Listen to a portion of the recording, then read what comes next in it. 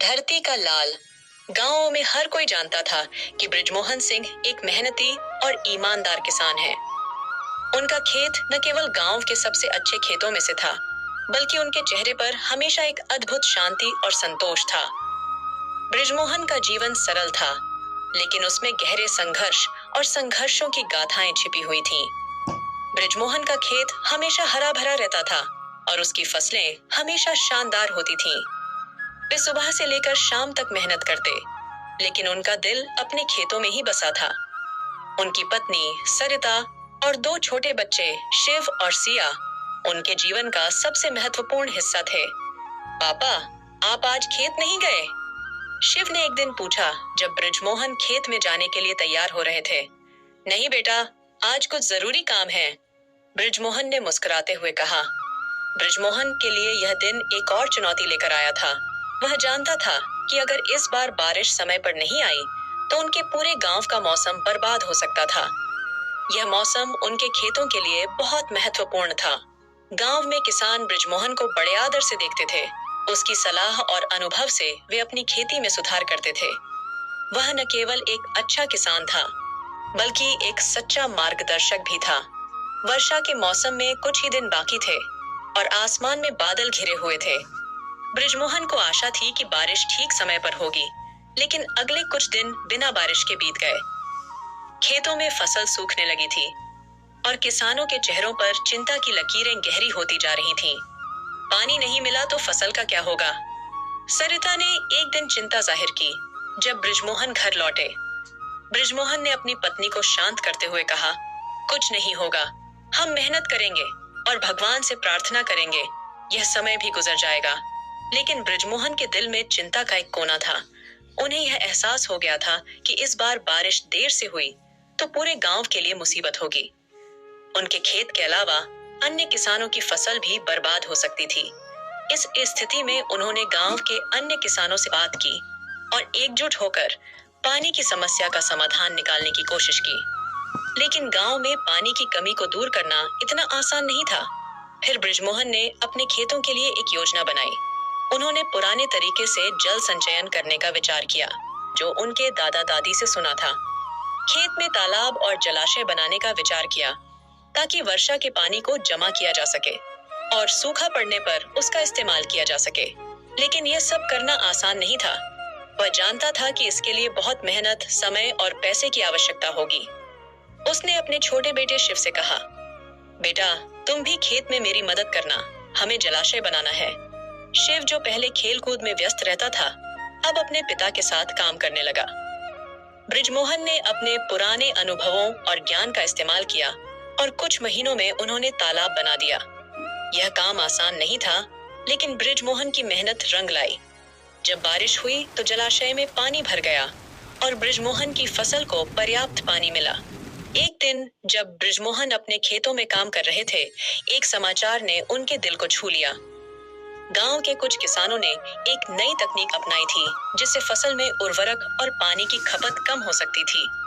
बृजमोहन को यह तकनीक पसंद आई और उन्होंने तुरंत इसे अपनाने का निर्णय लिया। फायदेमंद हो सकता है, बृजमोहन ने कहा। अगर हम इसे सही तरीके से इस्तेमाल करें तो हमारी फसल और बेहतर हो सकती है। बृजमोहन ने उस नई तकनीक को अपनाया और फिर धीरे धीरे उनकी मेहनत रंग लाई। फसलें पहले से कहीं अधिक हरी भरी और पैदावार में शानदार हो गईं। गांव में यह बात फैल गई और अब बृजमोहन को धरती का लाल के नाम से पुकारा जाने लगा। लेकिन एक दिन जब बृजमोहन अपने खेतों में काम कर रहे थे, अचानक एक गंभीर हादसा हो गया। उनके खेत में एक बड़ी आग लग गई और देखते देखते आग ने पूरा खेत घेर लिया। बृजमोहन की आंखों में डर और चिंता का माहौल था, लेकिन उसने हार नहीं मानी। उसने अपने गांव के अन्य किसानों को बुलाया और मिलकर आग को बुझाने की कोशिश की। यह संघर्ष बहुत लंबा और मुश्किल था, लेकिन बृजमोहन और गांव के अन्य लोग मिलकर आग को बुझाने में सफल हो गए। हालांकि कुछ फसलें जल गईं, लेकिन बृजमोहन ने हार मानने की बजाय हिम्मत दिखाई। हम फिर से खड़े होंगे, खेत फिर से उगाएंगे, बृजमोहन ने अपने परिवार और किसानों से कहा। यह सिर्फ एक कठिनाई है और हम इसे पार करेंगे। वह दिन धीरे धीरे आया जब बृजमोहन की मेहनत और संघर्ष ने उसे सफलता की ऊंचाई पर पहुंचाया। उनका खेत अब सबसे अधिक उपज देने वाला खेत बन चुका था। गांव के लोग अब उनकी सलाह लेते थे और बृजमोहन न केवल एक किसान बल्कि एक आदर्श बन गए थे। गांव में अब पानी की कोई कमी नहीं थी और सभी किसानों के पास पर्याप्त पानी और उर्वरक था। बृजमोहन की कड़ी मेहनत और नई तकनीकों को अपनाने की वजह से गांव में एक नया बदलाव आया था। उनके बेटे शिव और सिया भी अब अपने पिता की तरह खेती में रुचि लेने लगे थे। बृजमोहन ने अपने बच्चों को खेती के हर पहलू से अवगत कराया और यह सुनिश्चित किया कि उनका परिवार और गांव कभी भी कठिनाई में न पड़े। अंत में बृजमोहन को यह एहसास हुआ कि उनके संघर्ष और मेहनत ने केवल उन्हें ही नहीं बल्कि पूरे गांव को समृद्धि की दिशा में अग्रसर किया। वह अब समझ गए थे कि असली समृद्धि केवल धन में नहीं बल्कि मेहनत, उम्मीद और एकजुटता में है। गांव में बृजमोहन सिंह का नाम सम्मान से लिया जाता था। उनकी खेती न केवल उनके परिवार की जीविका का स्रोत थी बल्कि गांव के हर किसान के लिए एक प्रेरणा भी थी। बृजमोहन का जीवन सरल था लेकिन उसमें निरंतर संघर्ष और मेहनत की गहरी छाप थी। वह न केवल एक किसान थे बल्कि उनके पास खेतों से जुड़ी एक अनमोल समझ और गहरी नजर थी जो बहुत कम लोगों के पास होती थी। हर सुबह बृजमोहन अपने खेतों का मुआयना करते, फिर वे अपने काम में जुट जाते, चाहे धूप हो या बारिश या फिर कोई और मुश्किल। उनके पास एक आदत थी, काम में जो भी समस्या आती उसे वह एक चुनौती की तरह लेते थे। इस आदत ने उन्हें जीवन में हर मुश्किल से उबरने की ताकत दी थी। पापा, आपको लगता है कि इस बार बारिश सही समय पर होगी? शिव, बृजमोहन का बेटा, एक दिन हलचल करते हुए बोला। वह अपने पिता से हमेशा खेती के बारे में कुछ नया सीखने की कोशिश करता था। बृजमोहन ने मुस्कुराते हुए कहा, बेटा, बारिश आने का समय निश्चित नहीं है, लेकिन हम मेहनत करेंगे और जिस किसी भी मौसम से सामना होगा, हम उसे पार करेंगे। यही हमारी ताकत है। बृजमोहन के खेत, जो हमेशा हरे भरे रहते थे, इस बार सूखने लगे थे। साल के इस समय में जब पूरी दुनिया गर्मी से पिघलने लगी थी, बृजमोहन को महसूस हो रहा था कि अगर बारिश नहीं हुई तो उनकी मेहनत पर पानी फिर जाएगा। यही चिंता थी जो उन्हें न केवल अपने खेतों की बल्कि पूरे गांव की फसल के लिए थी।